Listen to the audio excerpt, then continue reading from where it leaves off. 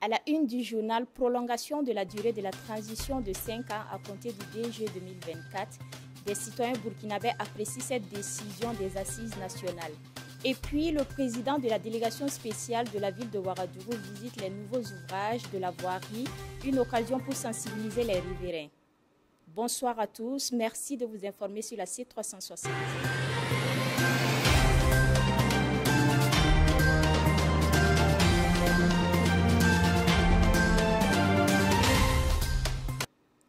La transition au Burkina Faso est prolongée de 5 ans. Le chef de l'État, le Premier ministre, le président de l'Assemblée législative sont désormais éligibles à toutes les élections à compter du 2 juillet 2024. Ce sont entre autres orientations qui résultent des assises tenues les 25 et 26 mai dernier. Les Ouagavillois donnent leur appréciation au micro de la C360. On a fait les assises, c'est bien vrai. On lui a donné 5 ans. Mais 5 ans... et éligible après, c'est bon. Mais imaginez-vous, si les 5 ans arrivent, et si on n'a pas pu récupérer tout le territoire, mais est-ce qu'on peut passer aux élections? On ne peut pas passer aux élections. Moi, à mon avis, j'aimerais qu'on laisse le président continuer son travail et on le soutient par rapport à l'effort qu'il fait. La manière qu'il fait là, ça nous plaît beaucoup. Nous, on peut gagner, manger, donner nos enfants aussi. Avant, là, on gagne, mais ce n'est pas actuellement. Là. On sait que le pays n'est pas bon, mais il a grillé. Pour qu'il n'a qu'à ajouter, les gens n'ont qu'à voir pour qu'il n'a qu'à ajouter pour 10 ans. 5 ans, là, c'est peu pour nous. Il a donné notre activité pour qu'on n'a qu'à avancer. On a gagné les machines. Ça, c'est le premier mot. Deuxième, par exemple, Bourmont, on voit qu'il est en train de faire là-bas pour les cultivateurs. C'est pour nous aider, quoi. Il s'agit du samedi, là, ça a été très formidable. À vrai dire, j'ai été très content de ça. Nous voulons plus que ça même. Quand on a entendu ça, là, vraiment, je suis très ravi. À cause du peuple, à cause du président Ibé, nous sommes tous à l'accompagner jusqu'au bout. Au soir des assises nationales sur la suite de la transition, le choix du peuple burkinabé a donné lieu à beaucoup d'invectives, souvent à la limite de l'injure par certaines critiques internationales, une situation qui a fait réagir notre éditorialiste Chérif Koulibaly dans cette analyse. Pour un rendez-vous de l'histoire, les assises nationales devant définir la suite de la transition ont permis à notre pays de marquer un grand tournant.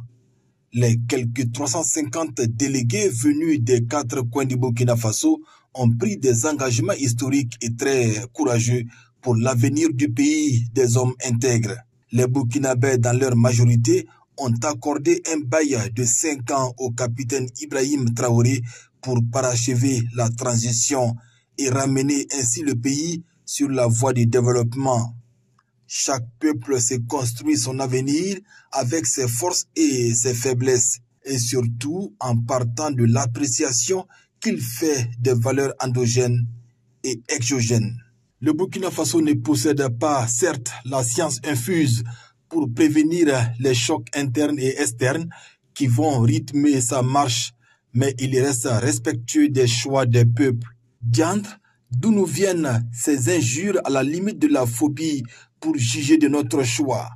Le Burkina Faso a fait l'option de s'affranchir des normes établies par ces pays dits grandes puissances qui ont fini par exhiber leur nature de fossoyeurs du monde. Nous ne ferons pas l'injure à notre président en répondant à ces analystes sans vergogne. Chacun sur cette terre est le reflet de l'éducation qu'il a reçue de ses parents et de sa nation.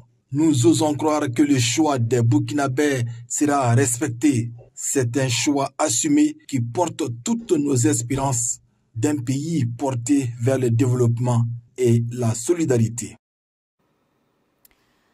En bref, demain mardi 28 mai, les députés de l'Assemblée législative de transition vont se pencher en séance plénière sur le projet de loi portant autorisation de ratification de la charte du Litako-Gourma instituant l'Alliance des États du Sahel. Rappelons que cette charte instituant l'Alliance des États du Sahel a été signée le 16 septembre 2023 au palais de Koulouba par le président de la transition, le capitaine Ibrahim Traoré et ses homologues du Mali et du Niger. La charte du Litako-Gourma constitue une réponse concrète aux défis sécuritaires et de développement à travers une architecture de défense collective, d'assistance mutuelle et de promotion économique renforcée dans l'espace de l'Alliance.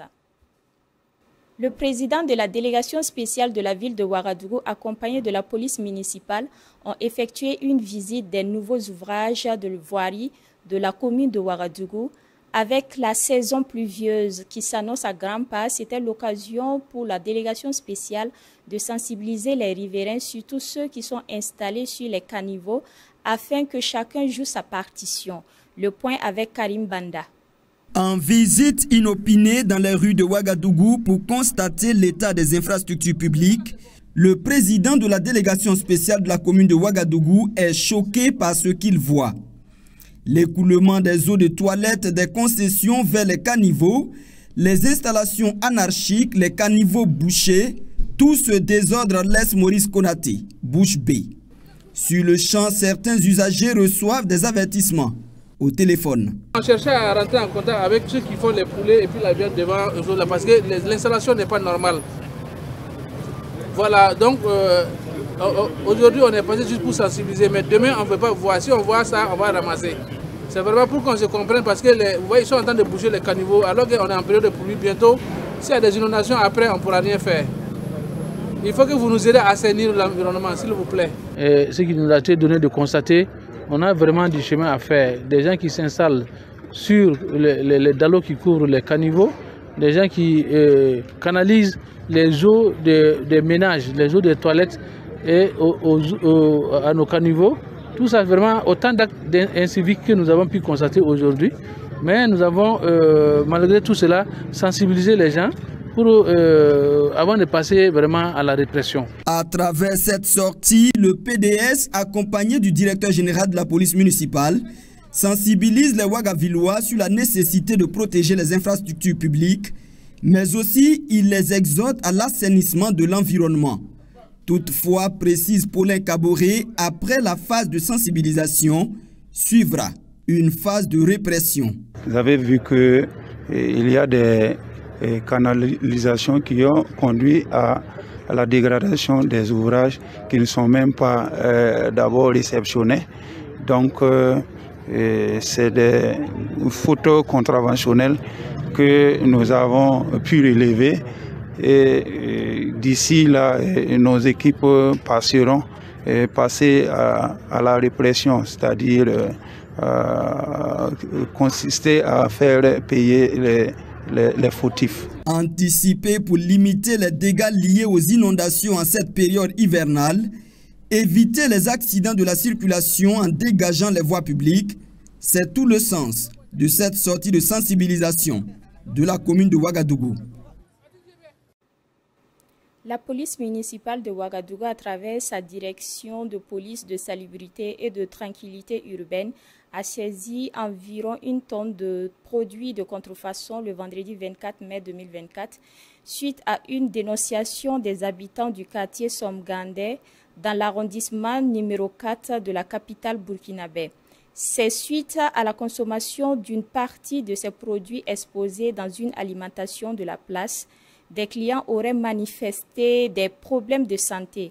Les victimes ont alors formulé une plainte. En collaboration avec la Ligue des consommateurs, une équipe de la police municipale s'est rendue sur les lieux. Les investigations qui ont suivi ont corroboré les faits. Quant au promoteur, il répondra de ces faits devant les services compétents. L'association Team Canard a tenu les 25 et 26 mai dernier à Ouagadougou les 48 heures de la culture de l'Afrique centrale Il s'agit d'un grand rendez-vous culturel dont le but est de magnifier la culture africaine et à promouvoir l'intégrité entre les peuples africains. Deuxième édition du genre, elle a vu la participation de plusieurs ressortissants africains. Le récit de l'événement dans ce reportage. Unir l'Afrique grâce à la culture, c'est la mission qui s'est assignée l'association Team Canard à travers les 48 heures de la culture de l'Afrique centrale. Les exposants présents à cette cérémonie sont venus les mains chargées des mets de leur pays d'origine. J'expose tous les mets qui viennent du Tchad, par exemple, du poisson, déjà qui sont sortis du lac Tchad, oui. Il y a aussi des kotas qui sont venus du Tchad également. Il y a du soumala, appelé là-bas chez Nundi, Angambay, bien sûr. Il y a aussi Yir. Je peux parler, bon, je peux dire le nom Angambay. Hein. Ça vient du Tchad, ça c'est le poisson du Tchad. C'est poisson séché. Ça c'est le poisson fumé. Voilà. Et ça c'est la farine de manioc. On fait tout avec. Pour cette édition, l'association Team Canard reçoit la Guinée-Conakry comme pays invité d'honneur. Moussa Kaba, représentant la marraine de cette édition, dit saluer l'initiative, surtout le choix porté sur son pays. Son souhait est de voir la consécration de l'unité africaine tant prônée. L'Afrique doit s'unir. On ne doit plus parler encore de l'Afrique centrale, de l'Afrique de l'Ouest, de l'Afrique du Sud ou l'Afrique du Nord. On doit parler de l'Afrique maintenant. Le temps de régionalisme est fini. Nous devrons voir dans la même direction. C'est le musée national qui a accueilli cet événement de 48 heures qui réunit toute la diaspora de l'Afrique centrale au Burkina Faso. Le vice-président de l'association a à cet effet salué et remercié la mobilisation des Burkinabés pour la réussite de l'activité. Pour lui, cela renforce le lien de fraternité entre les peuples. Du pays que nous connaissons et la manière dont nous vivons actuellement, nous nous attendions déjà à avoir une affluence assez moyenne, mais l'affluence a, on va dire, a dépassé nos attentes. Et nous tenons à remercier tous ceux qui ont bien voulu se déplacer malgré les différentes occupations, les différentes préoccupations, pour venir assister au lancement de notre activité. Le festival a réuni les ressortissants de certains pays étrangers vivant au Burkina Faso et mis en exergue quelques mets de leur localité. Parmi les ressortissants présents, il s'agit de ceux du Congo, du Togo, du Niger et du Tchad, entre autres. Des pas de danse traditionnelles ont donné une coloration particulière à ce festival.